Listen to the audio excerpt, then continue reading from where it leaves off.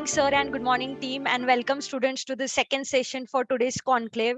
So, I would like to introduce our second speaker for today, Mr. Tarun, sir. He has built a successful career as a consulting project and program manager, rising from humble beginnings. With a proven track record of excellence in leading and managing large scale projects and teams, he is a master in leadership and team management, budget and resource management, strategy to execution, and digital transformation.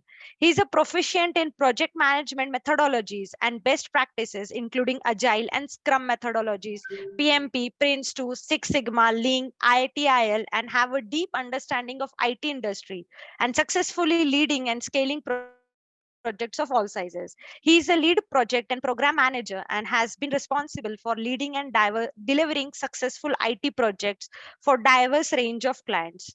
His experience include project planning, execution, monitoring, controlling using agile, waterfall, and hybrid methodologies. I welcome you, sir, to the spectrum that is the virtual conclave of MIT SDA 2023 and looking forward for your session. Thank you so much and over to you now. Thank you. Thank you so much. Thank you, Asnaji and Bhagishri. And good morning to everyone.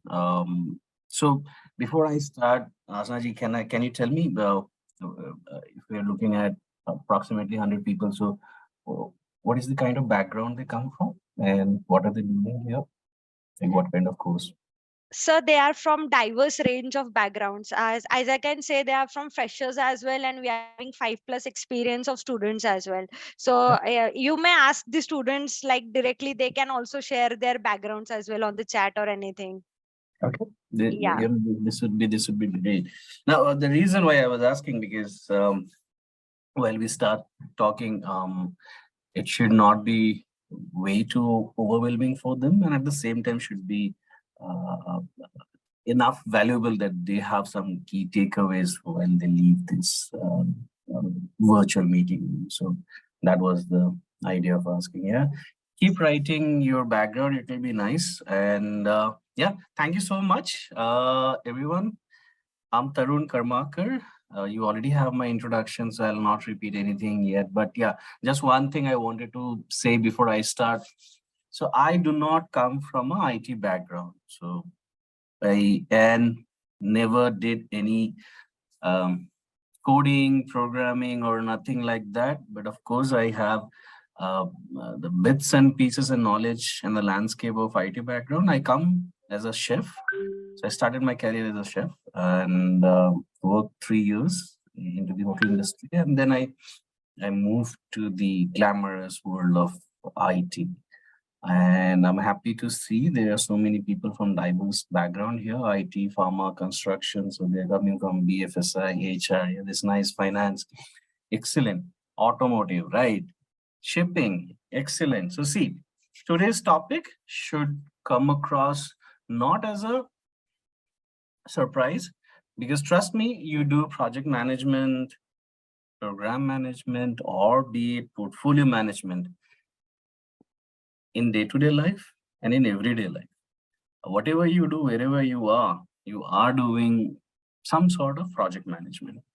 Maybe not exactly how it is taught in the schools of, PMI or Prince or be it IPMA. But trust me, you are doing project management everywhere, be it you're in HR or you're in marketing, sales. You can talk about Asna ji, who's organizing and coordinating the whole stuff. They are even doing project management, and then it's a beautiful world. So next 70 odd minutes, we'll try to keep you entertained, engaged, and I hope we can keep this as a two-way traffic. So please share your questions, thoughts. If you want to say something, you can also, raise your hand and comment. Happy to take any sort of questions, even in middle of the session. So please do not wait for the session to end and then ask questions. So you can come across any moment you want. And I love to have some debates as well go on, because this is a very interesting topic that I chose. It's going to be really interesting for some time. So let me put up my screen. Yeah, same old corporate style, some presentation, but it won't be boring. It's just for our references. Okay, here I go. All right.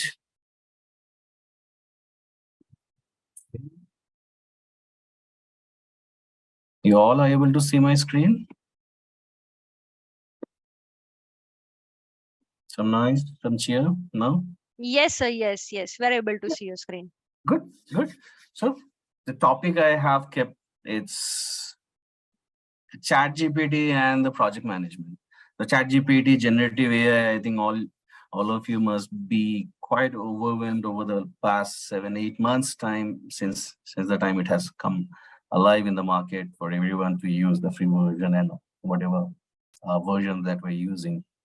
So let's see how ChatGPT, or rather be it any other tool which are based on generative AI, could disrupt project management or the world of project management, how we work, right? So for the community of project managers and program managers, how it's going to disrupt shouldn't be taken as something negative or as a threat. We always look this as an opportunity as well. So when you hear these words, it will disrupt, it will take away something, or it will change something in our job profiles or something like that, don't take a step back and think to worry about it, because we have to understand the nitty-gritties of generative AI, or be it the machine learning as an example, and how it will enhance or maybe challenge our work. But it also allows us to grow and take new opportunities in our hand, and to basically excel what we are doing today. Okay. So the next thing that we will quickly take a look is a basic introduction. So let us first see what uh, just yes. So we're talking about project management. Okay. So project management is what? Yeah. It's basically our group of communities, right, where we have excellent professionals. They have the blend of project management skills, program management skills, or portfolio management skills. Some are even scrum masters, product owners. Somewhere or the other, they are doing project management. So today's session should be helpful and beneficial for all those who have or who want to grow into the leadership roles, or at the same time work on the world of project management somewhere or the other. So this is something that we will come across a lot in this session today. So keep this in mind, and this is something that it will help everybody and anybody. So this is where introducing the world of project management, where I like I was saying, the professionals coordinate complex projects or initiatives for a successful project outcome. Now, when we say project outcome, we basically talk about business endeavors.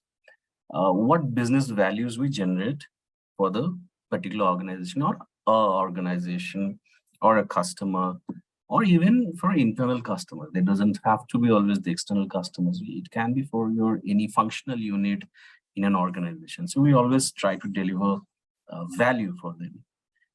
Now, there's a twist. The twist is generative AI. So what does this do? Generative AI is basically an innovative technology which is basically revolutionizing not just project management, right? So it's reinventing how any process is done, uh, be it in the world of project management or in the construction. Anywhere you will see where it works with data and digital analysis or anything as such.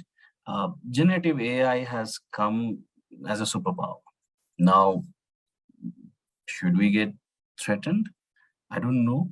It's too early to predict, but definitely the way we communicate, the way we plan our things, the way we would manage a very repetitive task, I think those would get impacted somewhere or the other.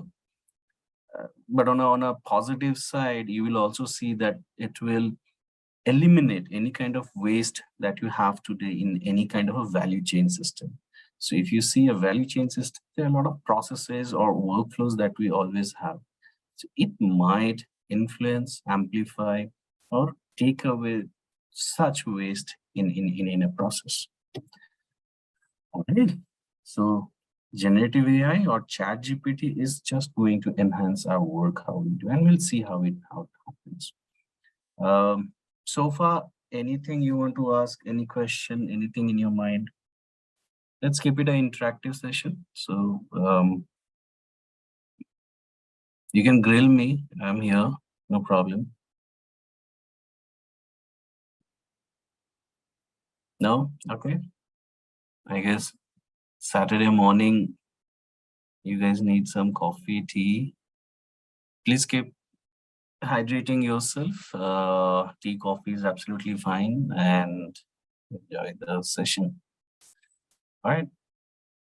Next, I'll quickly talk about project management. Okay. So I have a definition which is again very much bookish, but I would love to hear from you. If you can put it in your chat, what do you know about project? What is project? And please give me your simple definition. It doesn't have to be um, any PIMBOK or Prince 2 related definitions. So can we have some chats?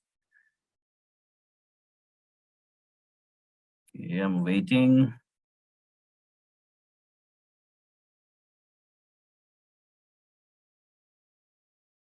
Who knows about project? What project is? Okay, cost. What did you write? Cost, scope, time, quality, managing these aspects to get desired outcome. Yes. Set of tasks. Yes. Conversion of idea to reality. Okay. Collective endeavor to achieve goals. Correct. Task for organization. Time bound, unique work. Time bound, unique work. Okay. Okay. Proactive planning of tasks. Very nice.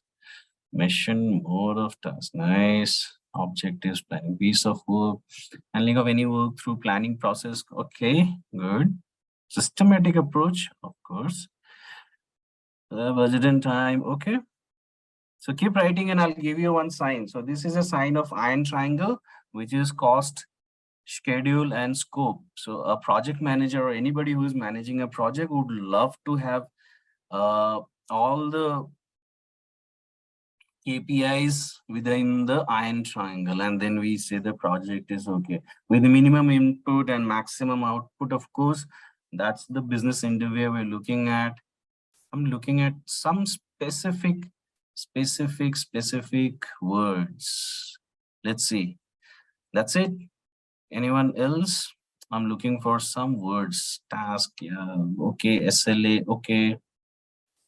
Planning, closing, scheduling. Yes, that's the project framework. CRM. Okay. I'm still looking at one word or two word. So tell me something. Project has a start date, end date, or it will go on for lifeline, like years and years and years. You can write in the chat if your mics are not, the timeline is must, the deadline, it has a start date. Yes. So that's where the thing comes, right? So project, program, portfolio, and BAU or operational projects. How do we distinguish between them? A project will always have a start date and an end date. You will not have any uncertainty in the scope, and a project will deliver something unique. What unique thing does a project deliver? Can you write? What does a project deliver? Change management is, of course, part of project management. So tell me, what does a project deliver? What exactly a project delivers? Software development, life cycle, good. Quality is there. Yes, product or service. Exactly. A unique product or a service. So this is what a project would deliver. A project has to have a timeline with a short or long-term project, but in case some deadline can be extended. Deadlines can be extended in a project, but it has to end. And you do not just extend the deadline just because you are not meeting the expectation, but it has to be justified in terms of the schedule, in terms of the scope. So if you have uh, scope creep, or say understand your customer has asked you to add something additional in the feature on the specifications part, that time we always do the change, we go to the change request part, and we will analyze how this will impact the overall schedule and the cost part. So certain cases it gets extended, and but understand it has to have a end date. It cannot go on for lifelong. So a product or a service is an outcome of a project, and it will be always unique. Okay, it will have a start date and an end date. So this is the basic difference between project and a program. In program, we do have start date, but the end date is still not known, even if you are midway to that particular program. Programs are generally quite ambiguous in nature. They're very uncertain because we still do not know what would be the outcome of it. You can take one such examples could be your, let's take the latest one, or maybe a year back when we were part of this pandemic. So the immunization or this COVID vaccine, right? It was a program. Why? We did not know when the vaccine would come into the market, and when it will come, how it'll come across to every citizen of India, in which phases, how many phases, where, how, what will be the cost, uncertainty, not having enough information and knowledge. And there are plans, there have been, but how do they come to the end user, the consumer? That's where all the questions are. Unique and time bound, of course. Unique and time bound, of course. Time bound is basically again start and end date. Quality control, quality will always be there in a project because that's part of a project management. So you will do risk management, quality management, cost management, schedule management, scope management. You'll be doing risk management. You will do change management as well, communication management, stakeholder engagement. Remember, it is not stakeholder management; it is stakeholder engagement. We don't manage stakeholders; we engage stakeholders. That's the change. It has come in PMBOK in 6th version, that they have stopped calling it as a stakeholder management, but engagement. But like I was saying, again, going back to the project and program differentiation. So program would generally won't have enough clarity, and it will be a bit ambiguous. And it will be one of such projects or programs which will go on for at least 3 to 5 years, long term, very long term. Perfect. Let's see, what do we have next? Quick walkthrough on the methodology and the framework side. Waterfall. I hope everybody is aware of the waterfall and agile, hybrid, such frameworks and methodologies. Let's see, chat. Yes, this is very good. All right. So what happens is waterfall, we will be doing things in a sequential manner. So B cannot start before A has finished. So say there's a task A, we have to wait because they're all in sequence. Yes, they're all smart people. I love it. So it'll go in a sequential way. There will be an initiation, there will be planning, there will be execution, monitoring, and closure. So we'll go phase by phase, closing each and everything.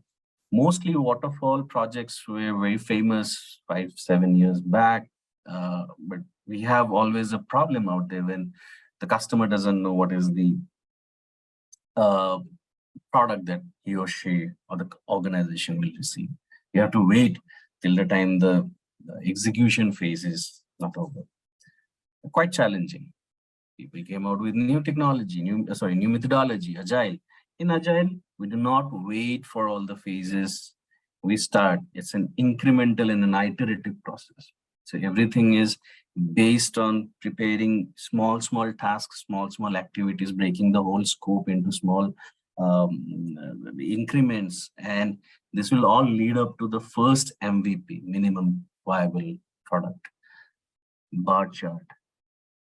Okay. Yes. You also use bar chart, Gantt chart. These are all the ways how you report and analyze and see how your project is moving. Basically, it helps into the scheduling and all.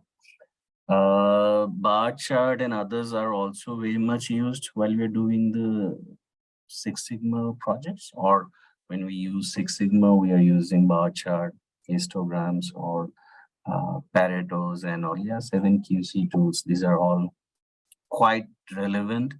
But as a project manager, when you're working, it depends exactly what kind of problem are you dealing with. So you have to know if it is a process related problem or it's a data related problem. If it is process, then we look for lean methodologies and frameworks and tools that are provided by lean.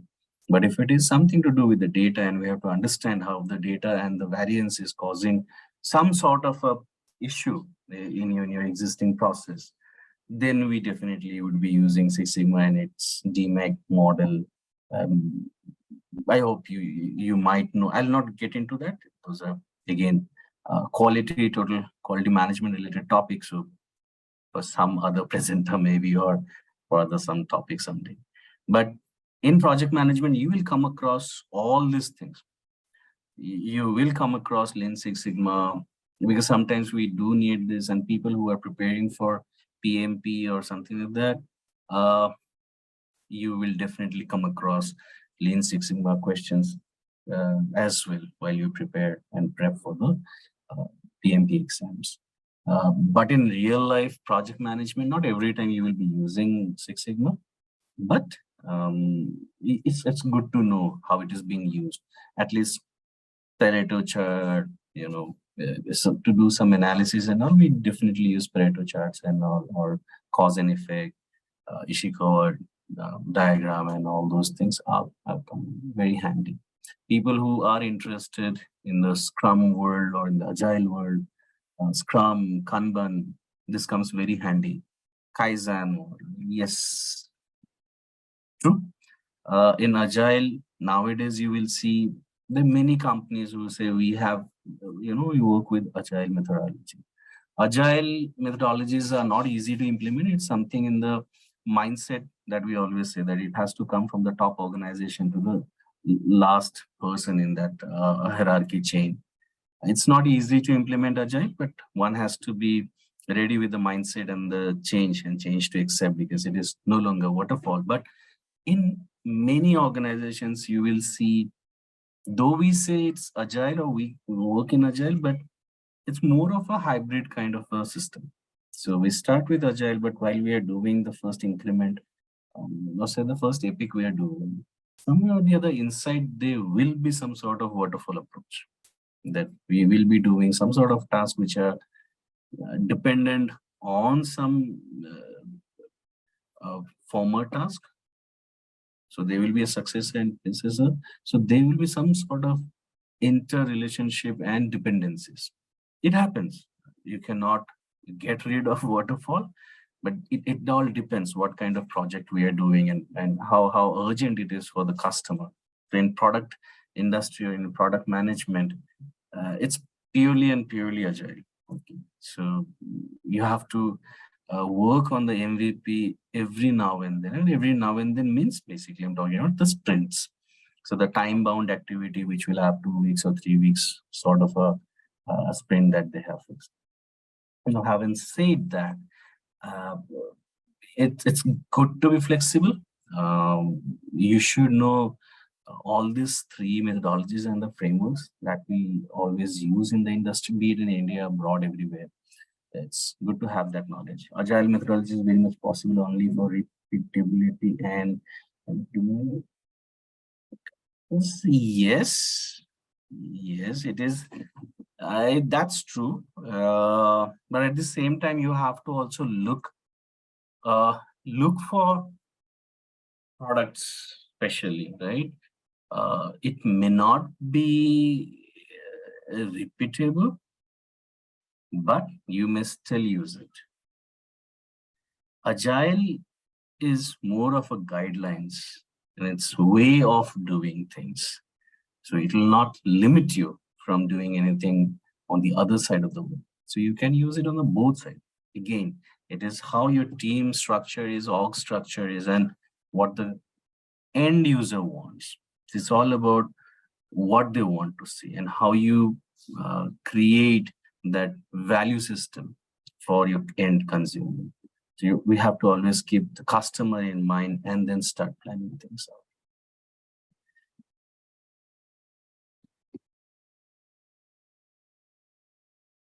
All right. Key components we'll quickly look at. All are different or can be intermixed. Can you reframe your question?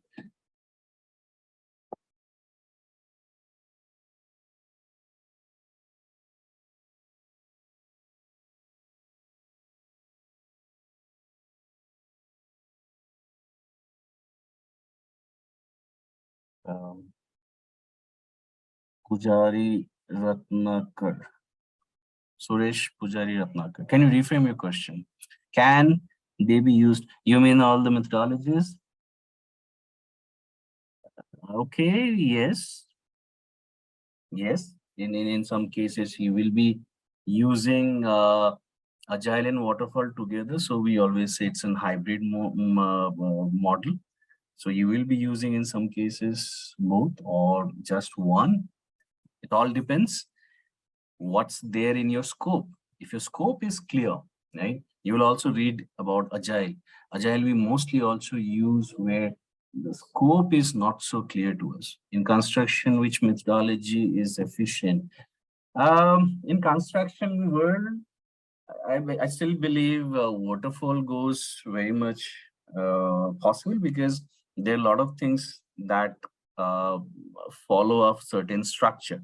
This is what I have seen so far, that they go with a waterfall approach. But again, if they have agile ways, so some project manager or some various construction giants, they might be also using agile. It's, again, not limited, but so far what we have seen, it's basically an the waterfall approach. Because see, it is again in a construction that is happening. So now let's look at automotive industry, right? In automotive industry, when the first car or any vehicle that is coming out, the first one, it's always a project. And why I'll say this, because it's an unique product that is coming out from the belt. It's the first product. It will come, the demo car or whatever you call it. But the moment it goes into the conveyor belt, right, the shop floor, it becomes an ops, a BAU. Is something repetitive happening. It becomes a operational work. It is happening one by one, sequential to go. Now, while they're making the car, earlier they used to be waterfall approach, but now they do take agile or hybrid kind of a model. What are they doing in waterfall? It's simple. They earlier used to plan everything. They'll break the scope. So imagine there's a car, so there's this body would be there, then there's somebody who would be responsible for the engine side, then somebody maybe the interiors has to be done, then somebody is taking care most likely on the say the furniture or the upholsteries that are fitted in the car.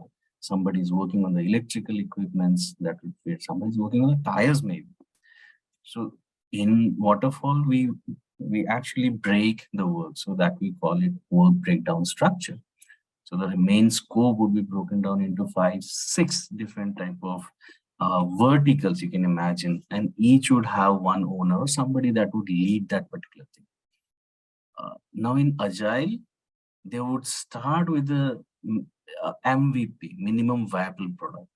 How does it look like to a customer? So everything, the approach would be towards bringing something which is visible to our customer, the person or the customer, we can show them, we can do the demonstration, be it on the car, be it on the anything else.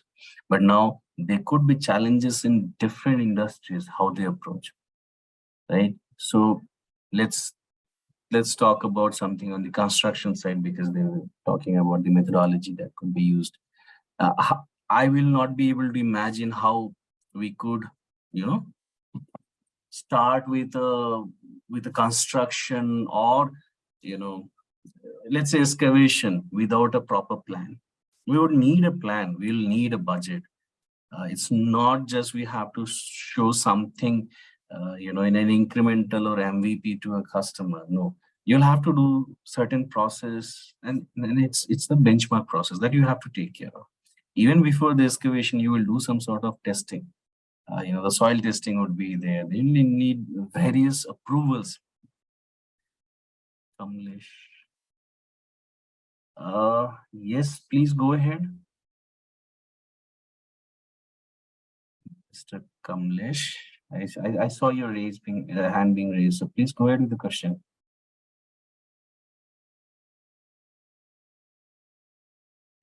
Team, can we give access them to just unmute themselves? I think students has some questions they want to ask. Please, please. Like I said, let's keep it interactive. I'll be happy to take questions right away. But yeah, please go one by one. Yes, students, you're unmuted now. Please ask your queries.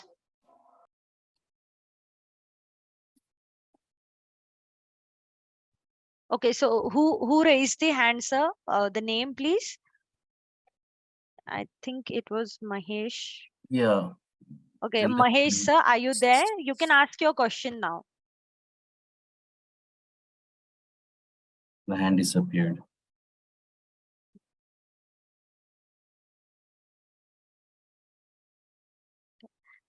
I think okay. Anita has unmuted herself. So, Anita, you have some question? Yes. Okay. So my question is like, as you said, for the testing. So can you help me out with the parameter which we should go ahead for the testing purpose? Give me a little background. So I'm from logistic and supply chain management industry. Mm-hmm. So what would the parameter to test any for implementing any plant? What would the parameters to go ahead For your supply chain management industry or in general? the supply chain management industry? So I'm taking care of inventory. For supply chain management? So I'm taking care of inventory control. You are taking care of inventory control. And are you into the product service or into the IT services? Into IT service. I work with the Excel and SAP tools. So now I'm planning to work with the CHR also. So if you can help me out. Okay. How to And you want to know if you should go with Waterfall or Agile? Yes. Yes. Give me a little more background, if I may ask you, right? So, this will be quite interesting topic then, because I have been also working with supply chain management for last 12 months and so. I can share my experience, what I have been using, and maybe you can also share your experience. So give me a little more background. What exactly do you do in the inventory management, or prior to that, what were you doing in the supply chain process? Okay, so right now I'm working with Wipro for the client of Avaya. So my profile is like to take care of inventory and create a dashboard and all the like with the waterfall and the voyages. Those are tools which we help for the SOX report, SOX report, SOX report. creation of SOX report and the data with the what the is RMA is what the RMA inventory and in maintenance inventory, provision inventory, what the functions of the inventory means, how where we are lacking, to take care of all the aspects where we are lacking, and to go through all the reports and provide all the reports with the accuracy from the finance department and the financial, like what the credit and debit and how much the total cost of all the inventory, and with the approval of client. we have to upload the data sheet or SOX report to the client's portal. So you are part of the audit team as well, just to ask. No, not yet. But we Okay. are taking care of finance also of the inventory. Hmm. Okay. And this is a repetitive work that you're doing. Yes. Okay. And do you typically prepare any sort of, what kind of documents do you prepare? Guys, it's very important to understand. Uh, Either is it a Yeah, like BAU or a project, and what kind of initial documents do we handle? So based on that, we can come to some sort of a conclusion. But again, it will be personal and a company choice what methodology we use. Yes, please go ahead. yes, Tell me. yes. So I was saying I take care of like inventory of clients like with the help of SAP. Mm-hmm. The like for the amount balance of the clients Got it. with the SAP get the accounts and what how much amount has been debited and credited. Is the tally between both of them is the with the SOX report and the SAP Yeah. is it tally or not, or if the inventory is lacking with some value, even in its point decimals. So where the value is lacking. Okay. So to resolve the issue, means to take care of the issue Got it. where the issue is lacking. So giving Okay. all the report of criteria and all the pictures of all the inventory to the clients and take a crystal report to the client. All right. So you basically also provide them with some predictive analytics as well, right? And give a summary and understanding of where we are and health of your inventory management, right? Like SOX report works with the help of Excel, inventory, SOX Yeah. report, Yeah. waterfall Yeah. on the dashboard creation. Right. And if I may ask you a few more questions, is it okay to you? Yes, yes, please. Yes. Okay. So tell me a few things. So this is not a pure play project, but a very BAU, which is the operational side of it, right? It's an Yes, operations that yes, you correct. are right. Okay, great. So Yeah. this is the first understanding that we wanted to have, and it is clear. Tell me what kind of documentation have you started with first, because it's very important to understand that you have a very clear scope with you. So do you have a very clear scope with you? What exactly No. the team has to deliver, or The it's like revenue, how to revenue control, like how much revenue the client has been generated, what is the and end objective? What is the end goal? dashboard creation of all the revenue which the client has been generated. That there's a crystal report to give a dashboard all of the revenue which the client has been created with the help Okay, of so excellence report. okay, so basically yes, somebody else also wants to share something. So I heard some voice. Okay, if not, yeah. So basically, the objective or your goal is to help with the customer with various dashboards and predictive analytics, or understanding of your health of your inventory or whatever you're trying to deliver. That is clear. Now, in your case, if I see this, and generally what happens in ops, uh, A, if you see you have some dependent projects, or sorry, task, do you have any dependency on task? Like a task will complete, then only you can start the next process, or you're dependent on some system and that Yeah, system will depending get some sort of input from other yes, sources. correct, correct. So sir, depend from the data from the client on the basis of the data means so as per their scene how much they have generated. First they give their report Hmm, and we need to tell you with that do is the same report which we are getting from our dashboard and SAP tool or not. hmm, So as per the tally, we release the revenue or the amount and to all the reports means for the right. annihilation we have. Right. In your case, if I see, and then basically when it comes to the dashboard and reports, do you also often share the preliminary reports with the customer, or you only share the final and reconciled, validated numbers and analytics to the customer? Or are you also engaged in sharing the preempt reports? Final reports, sir. Only final reports. Only final reports? Then in your case, most likely a waterfall is the best approach because it goes through a systematic process. Or you can also adopt to an hybrid model. Why I was asking about report sharing and generation, because certain times what we also try to do in some reporting cases, that we try to get the customer insights in early phases while we have created the raw dump, in which way they want to see the analytics coming to them, what sort of parameters or KPIs they would love to see that is influencing the whole business, the impact on the revenue or on the financial health of their portfolio. Okay. So in your case, it looks like you have a very much good waterfall setup in your process. Okay. Thank you. Thanks a lot. No worries. Thank you for coming up to the session and encouraging yourself to speak up. I think that's incredible. Thank you. Well, anyone else has some queries, questions, debate? I'm waiting. Hi, Tarun. May I ask one question? Please tell me your name first. Yeah, my name is Deepak Joshi. Deepak. So I work in IT industry, IT support for over 10 years. Okay. So in my industry, it is often asked whether we have experience into implementing any new infrastructure related in the project or not.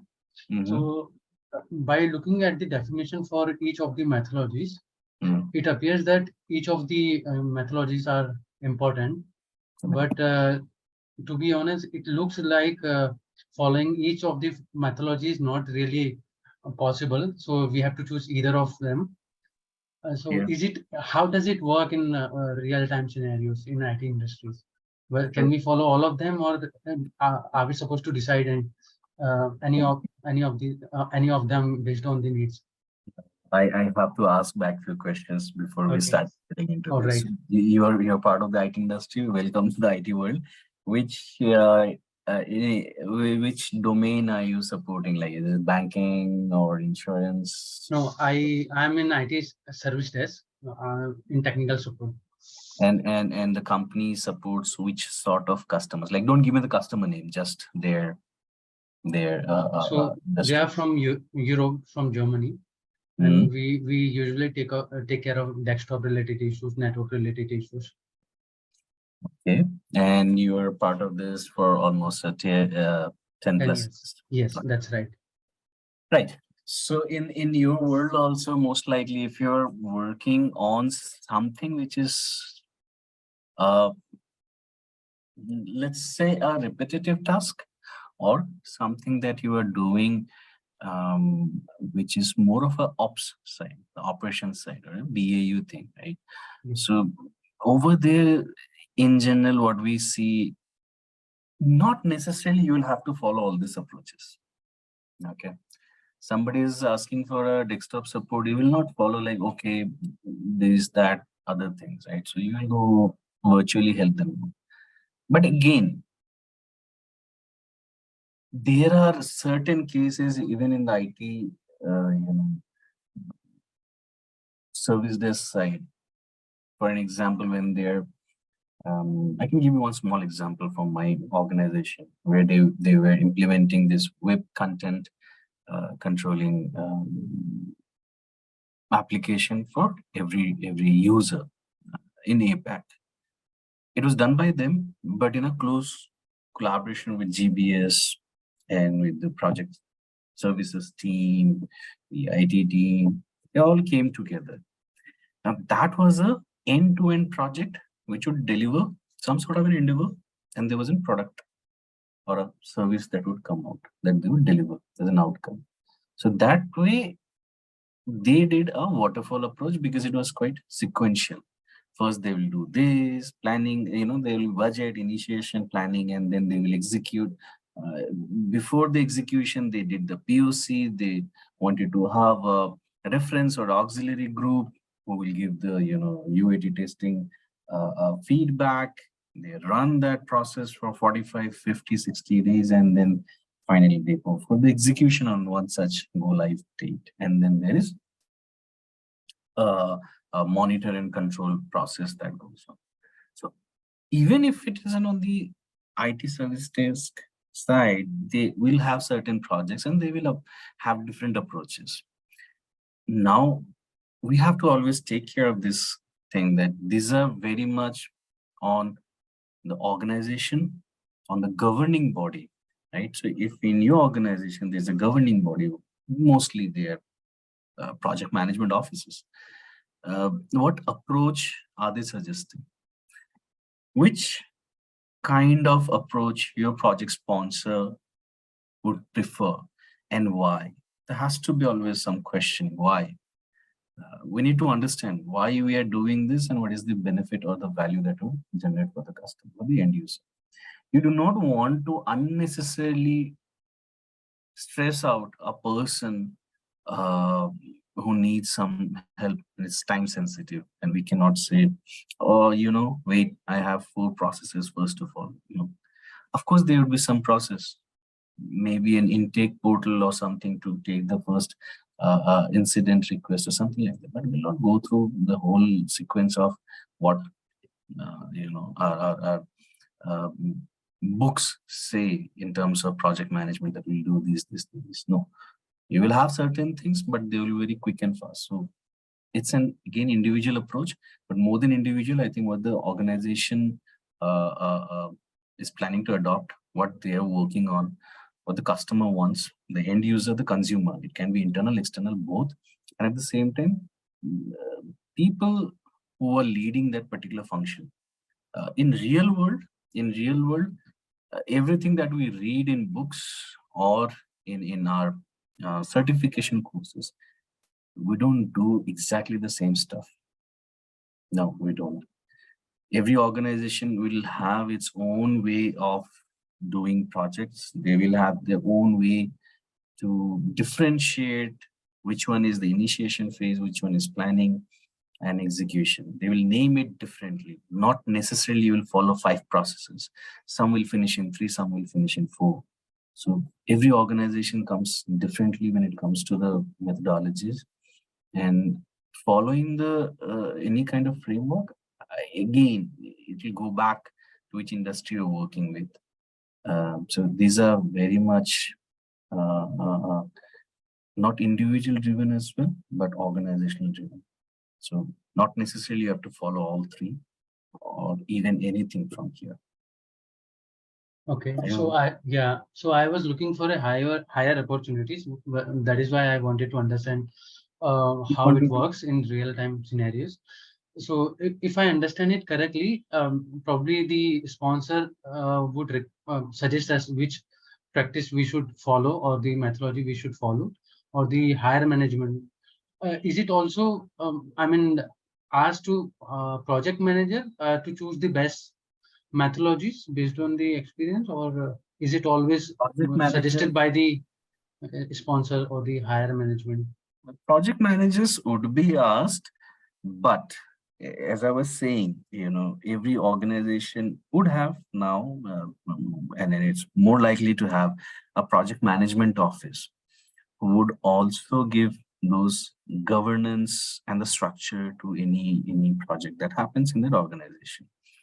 Now, if the sponsor has good amount of knowledge about project management and at the same time methodologies that are used, then it makes sense to have a complete discussion. In many cases that I have seen, I was working where my sponsor had very little idea about all these things. Person was excellent with the technology and other things, but which way we deliver, it was left to us. But is it me or the team the right person to decide? No. So we discuss this back with the project management office, and we share all the relevant information, such as what is the problem statement that we're trying to solve, what is the solution approach, what is the customer looking at, and how urgent it is to be delivered. time sensitive. Does it make sense for the customer to wait for 9 months for all the processes to end and then get the end result? If the customer is okay with it, then why not go with Waterfall? Because you know exactly what the scope is. Your contract or your SOW, maybe it's a fixed price project. You know what exactly the scope is. So unnecessarily, you don't want to put agile into that. So there will be some governing body who will always guide you, even in future as well, that which technology, with methodology we will be using, and how it will be beneficial for you, the organization, at the same time the customer. So having a good relationship with the project sponsor to understand what is their level of understanding about the methodologies is quite important.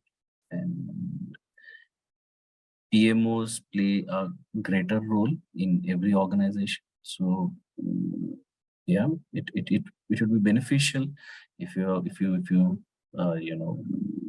ask the project management office, and every office will be differently. Every organization's PMOs are different. Frameworks may be same, but how they use it, they always amplify things. They will change as per the requirement and as per the industry. Does it help answer to you? Yeah, very What much. Thank you very much. Yeah, tell me, what kind of role are you looking for in future? You said you are looking for a change.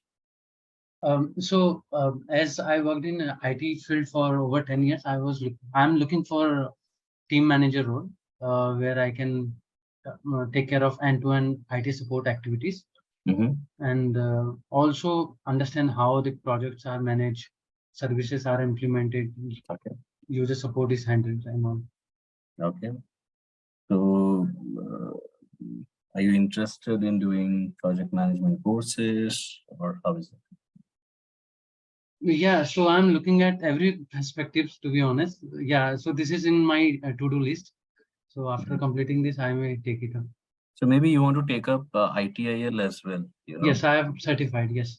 You are ITIL certified? Yes. Which version? So I recently completed ITIL Foundation. Now I am looking 4.0. You've done Correct. 4.0. Okay. Yes, that's right. Okay. Go for the next versions, and you may also want to try. Maybe beneficial for you before you jump into the PMP side or project management related any certification. Get your Scrum done, Scrum certification. It should give you some sort of a basic understanding and help moving. How do we see the project delivery versus service delivery?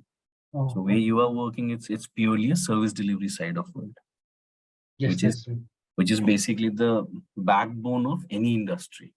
The operations side, they are the service industry. They're the backbone. So it's very important to also understand how the service industry works. So go for it. I think it should help. Yes, I'll do that. Thank you very much, Tarun. Hello. Mahesh. Yes. Sorry, I kept you waiting. Please go ahead. Yes. Am I audible? Yes, sir. You are. Please. I'm working as a purchase executive, and we have a project-based company. And I'm buying things like forgings, castings, which have a 8 to 10 weeks of lead time or delivery time. Okay. And sometimes what happened, there is some queries issues, and only because of that queries and issues, deliveries gets extended or late. Then what I have to do for the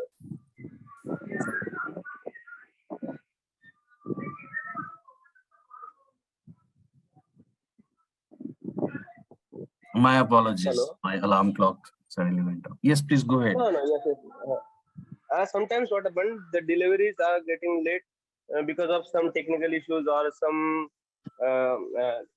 natural and some of the things. Okay. So what can I do for to get that target dates, delivery dates? Which methodology I have to adopt from these? Are you from real estate or construction background? No. I'm from engineering, manufacturing background, and Manufacturing oil and and gas. oil and Oil and gas. gas. Oil and gas. Yes, yes. Okay. And you were responsible for what? Inventories or was it? No, In- inventory, not for inventory. I'm Hmm. for buying, purchase. Okay. So you are from the procurement department. Procurement department. Yeah, yes, yes, supply chain. Supply chain. Okay. And you have issues while in the supply chain process. There is some delay in delivering the product. Then probably you were in the firing zone. Yeah. Yes. So how is, let me ask you a few questions if it is okay with you. How is your stakeholder Yeah. communication and engagement with your, I believe it is again internal. So whoever you are reporting to or in a matrix way, whoever is the end consumer of this particular deliverable. So how is the communication and engagement with that person or with that team for a fact? Which one? My internal team or my suppliers? Who is the end consumer? End consumer, for me, my end consumer is my production team. Your product? My production team. My production Your team is my production end team. consumer. Your production team. Yeah. So how is the engagement with the production team? How is the communication? Basically, we have 2 or 3 types of grades of items, like A grade items, B grade items, and C grade items, which is basis on the deliveries and the importance of items of that in that project. Okay. And So, and yes. my question was, so how often do you interact with this team, production team? Do you interact directly or somebody else in your team would do the interaction? There is production. There is a project person. There's a project person who is managing the overall end-to-end process, right? Yes. End-to-end process, and he is also uh, between us in production team and me. Yes, he's basically doing that bridging part where he is Yeah. actually responsible for that end delivery, where the production team is also there. There is the supply chain, and he is doing the whole collaboration work. How is your relationship with the project manager? Some background noise.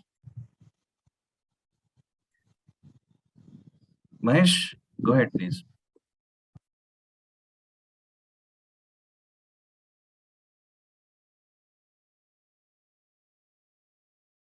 Hello.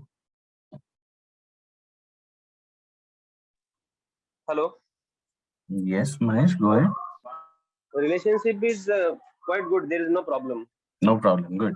And what kind of framework is your project manager using? Have you asked him ever, or him or her? I'm not asking for the project management. I'm asking for myself. What methodology should I use when when my deliveries get late and that things are what I have to do on that time? It Internal is not. communication is the different part. It is not about when you get into the trouble, what methodology you should use. Okay, so let me clarify again certain aspects of this methodology. We use certain methodologies to ensure that the whole value chain system of anything that we deliver from start to an end becomes Yes. seamless for the customer. Okay, and in many cases we definitely have an waterfall approach for a reason, because there are dependencies and there are components that somebody else is also going to deliver in that process. So as an example, your project manager is not doing an agile framework. He's into waterfall because there's something that has to come from you.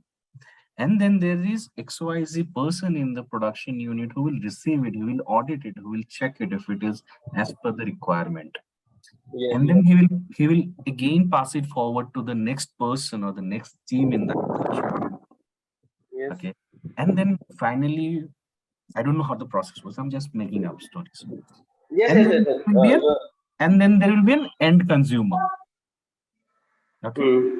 So now see, there Yes. is complete process here. And now while you are also getting that particular task to fulfill, you don't do it by yourself. You also have suppliers or vendors or partners who will do this for you. Yes, yes, yes. Yes, there is a process. Yes. You will raise the PO, or maybe there is a blanket PO or MSO, whatever there is, but you will need some sort of documentation. So you will Yes. see there is a process already in place. So that's waterfall for Okay. you. But now Yes. to answer your question, not through methodology or framework, probably when you are getting delayed, maybe have a better communication and information sharing with your project manager. Understand the time sensitiveness of that particular component or whatever it is that the Yes. production Yes. team needs. Now you have to also understand what is the lead time that they give you in general before ordering or placing such orders with you, right? So Yes. if your vendor takes 3 weeks and they tell you the lead time that you get is only 2 weeks, then there is a discrepancy, right? Which you need to Okay. go Yes. back to your project manager, program manager, whoever is there. And you have to have a very Yes. clear and concrete and constructive communication with them. That the supplier could only give us in this way. Now they could be challenged that no, we need 2 weeks. So maybe you need to see a supplier or check with other local partner who can give you in 2 weeks time. You have to find somewhere or the other a solution, right? Otherwise you will be getting grilled every now and then. So have a very constructive communication, prepare your data in a way that you can also show how has been the process over the last maybe 6 months time. How many times this is happening? Is it a one-off such situation or this is happening more frequently? Where is the issue? No, no. There is a, in some of cases there is a delay that happened. No, at every time.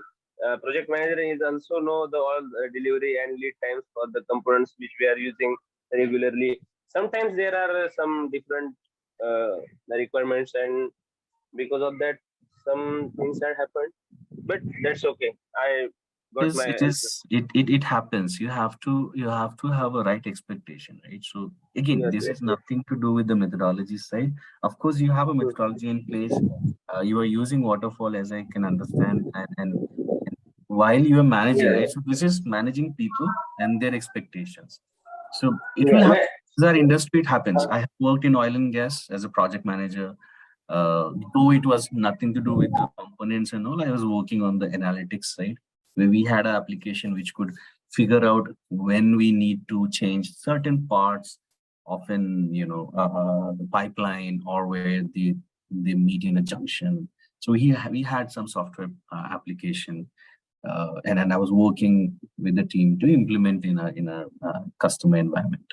But coming back to you again, most likely, probably you want to have more close communication with the team and keep them updated. At the same time, if you see this is happening more frequently, probably prepare some sort of an analysis and present it to the project manager and give them a heads up how it is going to impact the overall delivery. Yes, yes, yes, yes. Yeah, I got it. But but yes, good talking to you. Keep your questions coming up. Yeah, I'm happy to yeah, take. yeah, yeah. All right. I have one more person, Rahul. Yes, Rahul, go ahead. Good afternoon, all, and good afternoon, sir. Hi, good afternoon. Sir, actually, I'm into new in this project, means this PGDM course, and basically, I have completed my customer care and airport management course, and I am seeing myself into aviation industry. So, even my family background is a teacher, means in a teacher field. So, the thing is like they give me a feedback that you should do a MBA course, something like that, and how it will be helpful for my this aviation career, sir. I just want to know this. What are the methodologies and framework and Okay. key compoundings will be Yeah. aligned. Good. Can I ask you a few more questions before we Yes, leave sir. this topic? And we'll keep it quite quick. Okay. So you after graduation you have done you are part of this course now, or how is it? Yes, sir. Yes, sir. After graduation, What did you do in the graduation? What become. become? So now you want to take up PGDM and you are interested in project management. Yes, in project management as well as operations. As well as operations. And you are very good with the finance and other stuffs. Yes, sir. So At come to average. okay. You know what we read in the books is not always used. So we say we are good because not everything will be used while you work in an air industry. Yes, thank you. So you said something about airlines. Tell me what you're talking about. Actually, I have certified course with I'm already certified with A grade. It's the aviation, means I have done a customer care job, Mm-hmm. and after that means I am searching my industry job in this. Okay. See, okay. Two things. There's some noise. Okay, so two parts. If I have to give in response, there's no right or wrong answer, and there's no silver bullet to each and every approach or any problem, right? So, education is good. You can continue studying whatever you feel like. That is helping you grow in your career. B, it's more important that you understand where you want to go, right? So what you have studied in graduation, how is it going to help you lead in a very in a good role? And it's a perfect role because you'll be fresher in the industry. You still don't know what is perfect. I still don't know what is perfect for me. Because I keep learning every day. I'm learning a lot of other things. I study here, and then I'm interacting with a lot of people, right? So you learn from people. So now it is important for you to understand. Okay, there's some noise. Nice. So how exactly are you going to use your knowledge in the BCom side, or you're more interested in the CRM side of world? That would define where you're landing up with your next or your first job, as an example, or second job. Going for MBA, it's not a bad idea. You can always go for an MBA, but you have to decide in MBA what are you going to do. Will you focus more on the risk management and banking side of world, or on the operations management, or on the operations research side, or on supply chain, or on HR, IT, and PM project management, basically. So that you have to decide. Now you have to find out where you are good at. You have to figure it out. You have to find out where are your strengths, right? Things that you do the best, and how does it fit in the industry. If you're good in the CRM side, why don't go for some product certifications and all, because they would help. If you're going for an aviation, then you might want to do some sort of courses or trainings that in the aviation industry, in the backside of the aviation industry, they use more often. Say, for example, they will be using some sort of ERP. Either it will be an SAP, or it will be Microsoft D365. In general, I'm just saying, or Oracle maybe, So you may want to understand more that what industry I want to go and what they're using, what are the backends, what is the landscape type like. So it's not simple that you plug in you jack in the headphones and you start talking. No, there's a complete process in the backend that goes on. There are ERP systems, there are CRM processes which are layered on top of some sort of a platform, right? There's some infra in between. What we see on the outside is very different. It's the end user platform that you could see, but in the background there are a lot of things. So which side of it do you want to pick it up? Now, Exactly. they also have certain roles which is connected to accounting and finance and other things, right? So maybe you want to do something like that. I don't know. I'm just stating what could be a way forward, right? And you have to keep a 360-degree view because aviation industry is also changing. Now the introduction of generative AI is also bringing a lot of new opportunities, but also at the same time, it may or take out some of the repetitive task that has been going on for ages now. So you want to stay ahead of the game and learn that new things that would be beneficial at the coming times. So I believe you should take some time out for yourself and understand exactly what you want to do to start your career with. And you have to also know that things change. So you have to have that agility to take that change in you and then move forward from there. Yes, sir. Yes, sir. I will, sir, and thank you so much, sir. And I really appreciate, sir. I wish you best of luck in your future. Thank you, sir. Good luck with it. Yeah? Thank you, sir. Thank you. All right. So I will now quickly get into the the interesting part of the conversation before we take more questions. So little break from the questions, and we will finish a couple of things that I wanted to talk, and then I can take few more questions. All right, so that was the project side, key components. Again, we have seen in the chat, you can keep writing in the chat your thoughts as well. So there will be planning, organizing, there will be execution side. We are actually executing the projects. Basically, it could be in development that is happening. Yeah. So you can look at different ways. Definitions could be different based on the industry that you're supporting or working with. And the last part, why we are doing. Again, what's the value that it generates? Effective project management ensures efficient use of resources, timely delivery, and successful outcomes. So talking about endeavors. So now someone wrote minimum input, maximum of course.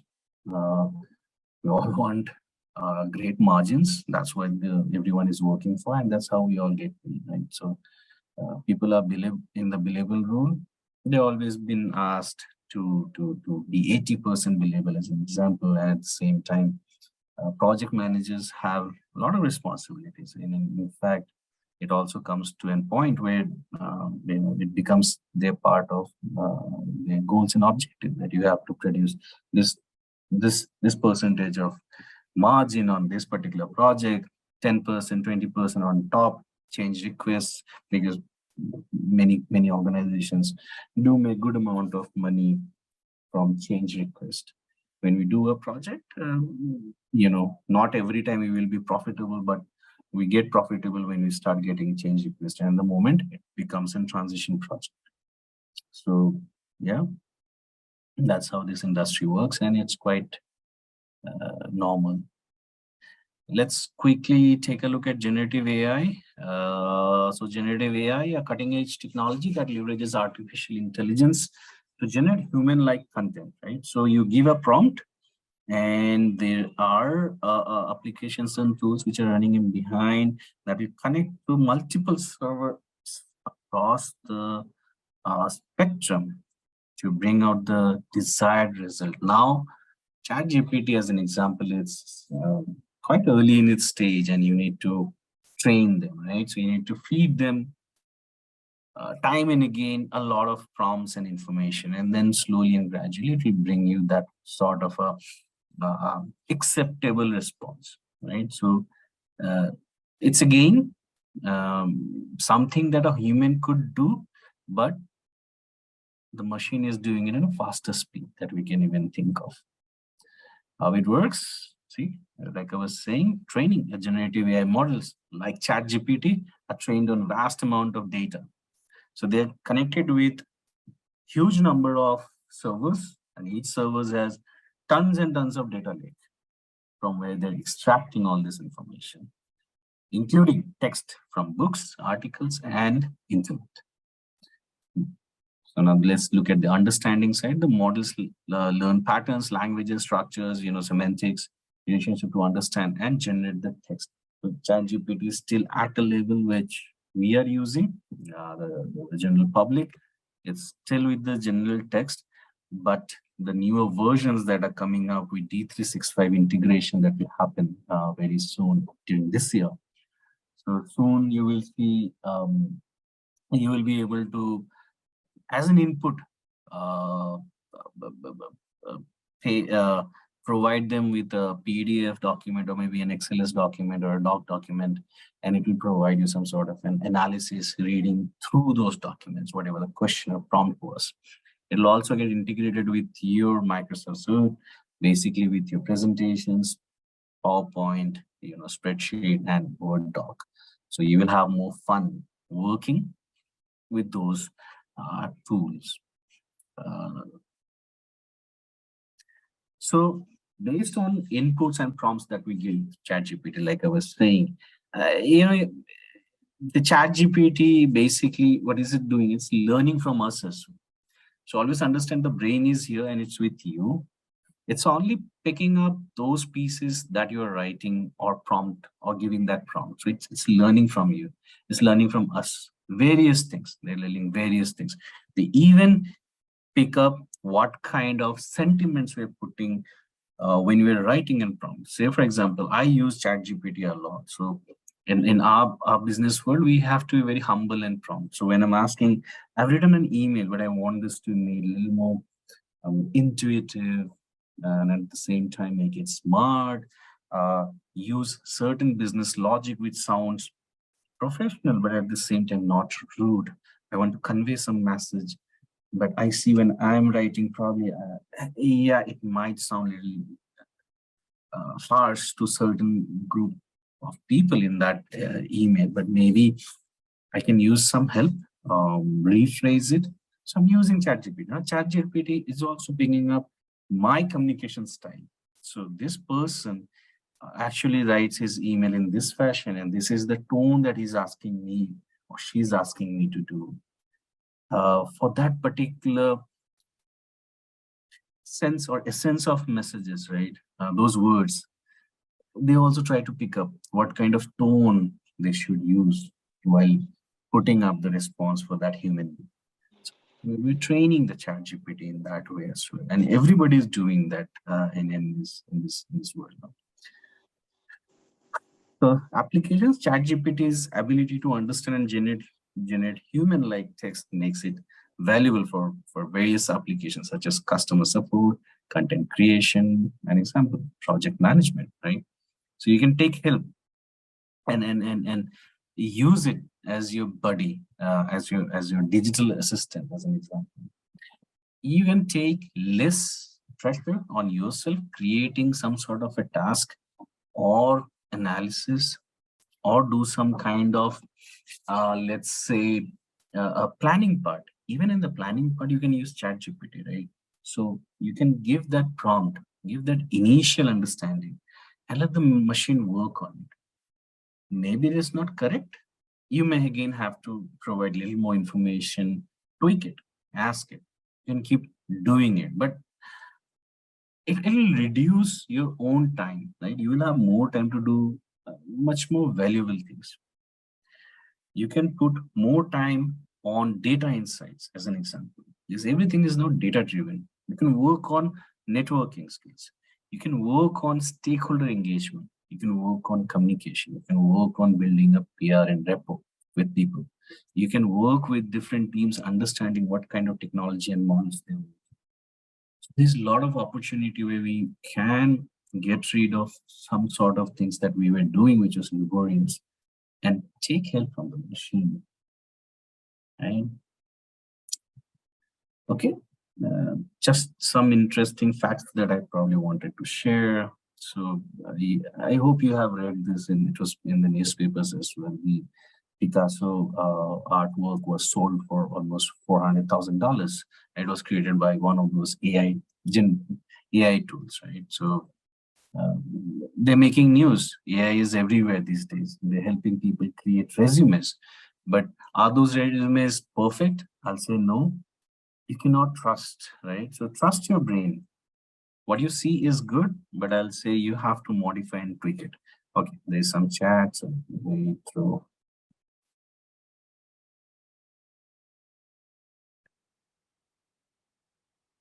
Do you have any noise coming from my side? I think no, I'm alone in the room, so probably some other. No, sir. No, Yeah. sir. Okay, so other users, maybe you want to put on mute, for an example. Yeah, thank you.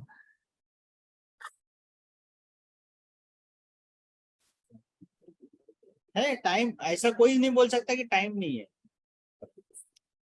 तो मेरे पास okay, language proficiency. GPT-3 has demonstrated an ability to perform language tasks as a human-like level, like I was saying. And in a study, ChatGPT-3 outperformed other language models as well in areas where, the question and answer were quite difficult. But in certain cases, I think we also read in papers that it also failed in some university exams and all. So it's in very early stages. So be careful how you're using it. I'll always say, trust your brain, trust your process, but these are only helping tools. Digital assistant. They are not replacing you. So you have to trust your brain on that part. It's also using in the language translation, so voice to text, text to voice. They're also helping out there, performing activities and actions on behalf of you, like Google Bard is coming up with now new sort of features where it will read your emails, maybe your tasks and all, and take certain actions on behalf of you, right? So maybe dangerous, I don't know, but yeah, it can do those things as well, reading all your previous transactions and understanding of what you do in general life when it comes to certain tasks, what you do. So it can initiate on behalf of you. So that's the part that would bring those sort of features in the future.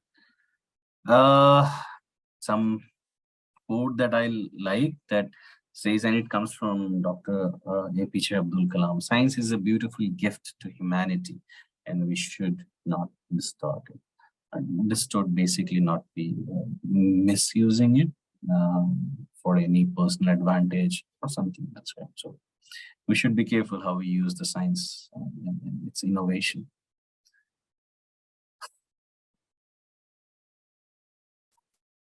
Okay.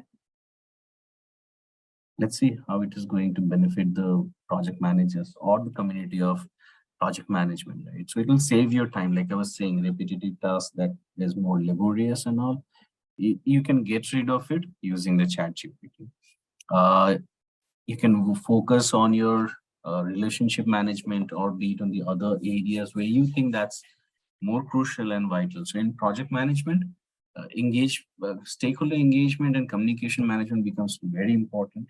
So we may want to invest more time if allowed, given that we have taken out all the other impediments in our current process, as an example. Communication, right? Like I was saying, so you can use the help of the digital assistant to create beautiful and smart messages for your stakeholders, right? So it can also help you train yourself how we speak, right? You can use the framework where we are able to communicate a problem or a solution with an elevator pitch, right? So not everybody is using elevator pitch in these days. They're still learning. We're still at an early stage of doing this. We expect this to happen from marketing guys, from the sales guys, or from the senior executives in an organization. But now, trust me, this particular word is coming down to the lower levels as well. That you should be also have those capabilities and confidence to bring a elevator pitch in 2 minutes time and impress the audience around you or the person that you're talking to. Your ChatGPT or any kind of generative AI would also help you train on that part. Creativity, problem solving. Of course, you can use any generative AI because they have various information behind them, right? So you are thinking only maybe on one or two approaches, but it can give you multiple approaches because they have also captured this information some other brain. So they have the book knowledge and people's knowledge as well stored in the data, right? So use it. but be careful. And I'll tell you in the next minute as well. Yeah, increased accuracy. I think these are very simple. I'll not run through on this part. Quickly looking at the limitation side, right? So ChatGPT also has some sort of limitations. So you will see they have the contextual understanding. You have to give many prompts to them. They don't understand what is your project scope, right? And how it is going to impact the end user. So you have to make them understand. But be careful that you're not providing too much of information, the customer name, the value, the project value, and other stuff. So be careful with the descriptive data that you share with the ChatGPT because it stores the history. I think it's more than 30 or 45 days that it will keep the history with them. So be careful what you share with them. It may struggle with in scenarios and decision making because they are not living in the real world. So they may have this issue as well, that they don't understand exactly what is the on ground problem, right? So do have this sympathy and empathy with the ChatGPT that sometimes they may not be able to replicate your real life struggle or the challenges with the virtual side of world, because they'll come back with the data or information that they have read or understood over the last 2-3 years only, and they're not working on real life. So there will be some sort of discrepancies, but adjust with it and get the insights that you need. You don't have to completely rely on it, but get an approach, second opinion, thoughts, and talk to people. I think that's the best way. Limited domain expertise, of course, you need to feed them. They don't know everything. It's all inside us.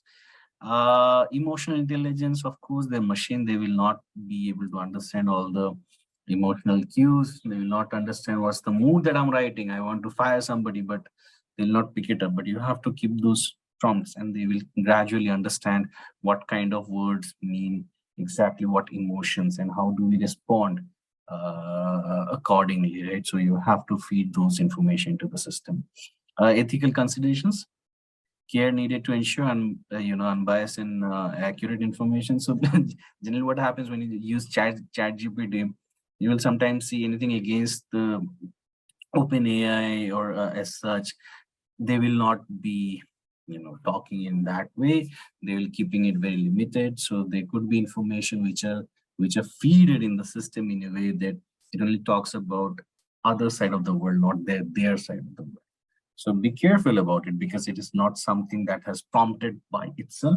There's a company, there's an organization which built it, and the information is always manipulated. So what kind of information is coming out to the public could be one kind of propaganda. So be careful what you are reading. Do validate them with other sources as well before you think that there could be some sort of discrepancies as well. Again, the last part, security, I think is quite important. Be careful with what you're sharing. I will suggest don't share any descriptive data. When I say descriptive data, means any kind of numbers, customer data, any information. So be careful sharing anything as such with them. Yeah.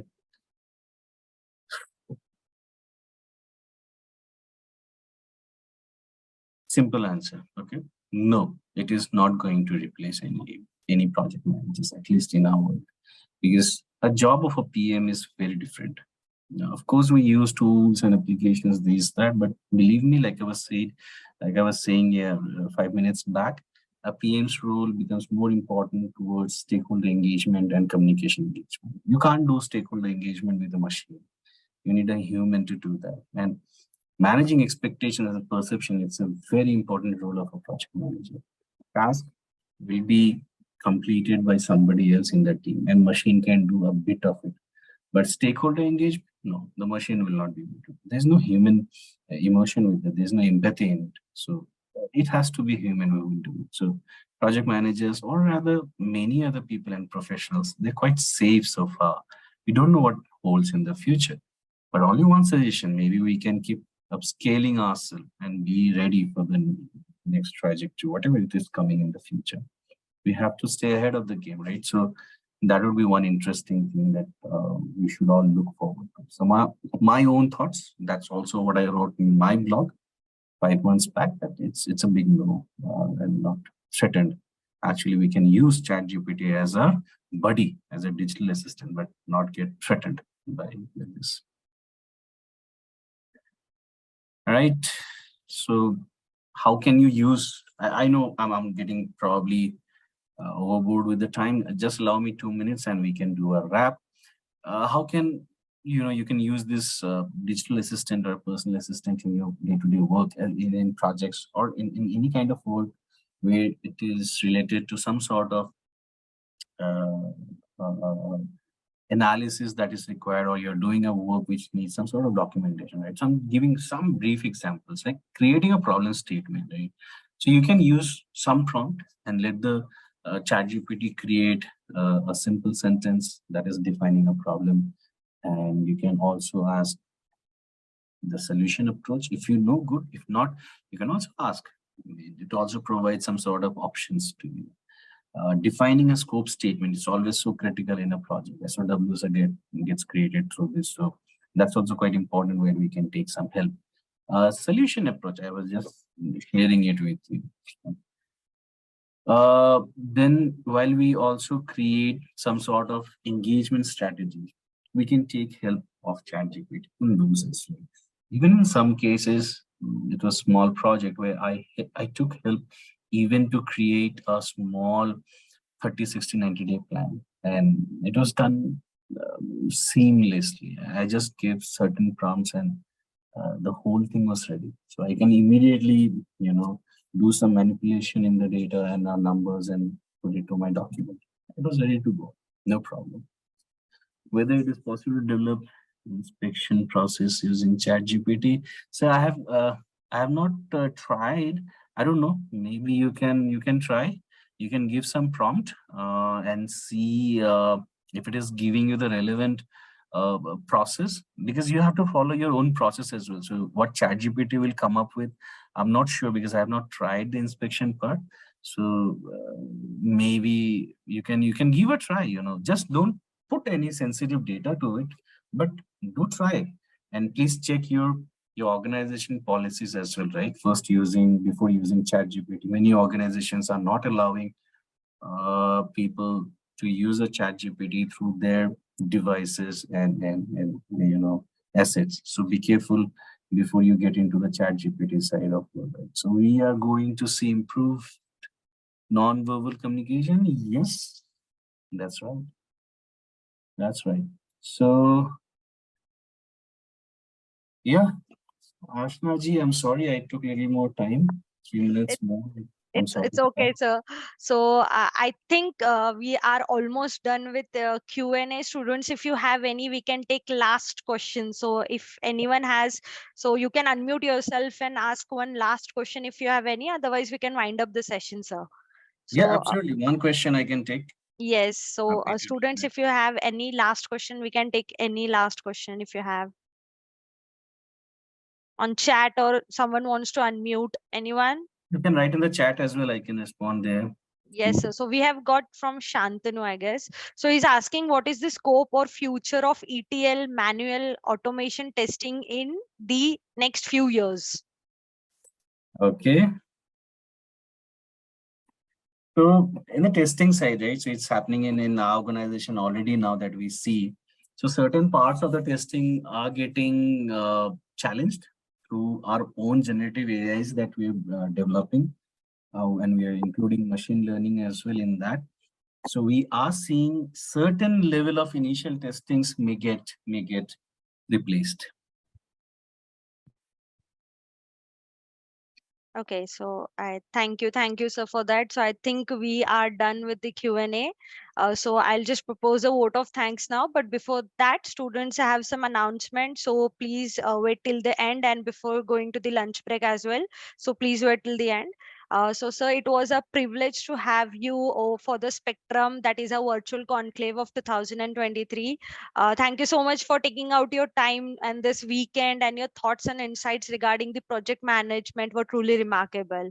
Also, the real-time examples, methodologies, the frameworks like Waterfall, Agile, Lean, information regarding general AI and how it works, especially regarding regarding ChatGPT, and also the live interactions which you had with some of our students were really helpful for, I think, for them also and for us also. So thank you so much, sir. Students, we do have one more session of sir tomorrow, so within an interesting another topic of his. So looking forward for that session as well, sir. So thank you so much. My pleasure, and thank you so much for everyone who joined the call today. I really appreciate your time. It Yes, takes sir. a So lot. Quickly have a pic. yes. So before ending the session, I just want to have a good screenshot of yours with our students. So, team, can we have a screenshot, please? Prajakta will take screenshot. Okay. Prajakta, are you there? Yes, ma'am. I'm just waiting for students to on their camera, turn on their Yeah, camera. students, please. I know you are hungry, but please just switch on your cameras so that we can go on a lunch break then. Okay, smile everybody.